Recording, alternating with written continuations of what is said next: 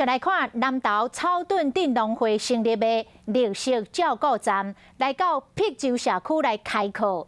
教导老长辈做这种的讲槌，就是药草槌。这动手搁动脑，对老大人来讲是真实用的课程。 老师解说制作过程，是大人甲摕到中药材，照比例落去称了后，放去布巾仔内底，尾啊绑伫咧茶棍仔顶，就是一个真简单佮好用的药草槌。 互阮有机会，大家搁罔学物件，啊，家己即种的，家己转去，咱若要搁做，家己搁会使学做啊。配合草屯农会绿色照顾站开设一个制作药草槌的体验课，请大家动手做过程，或是大人上一门趣味的课。有中药的疗效，又有物理上的捶打，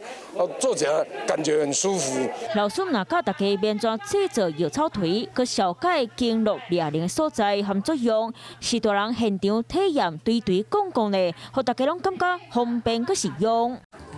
华视新闻看起来，赶快订阅我们的华视新闻 YouTube 频道，欢迎按赞、订阅、开启小铃铛，最新最及时的资讯要提供给你。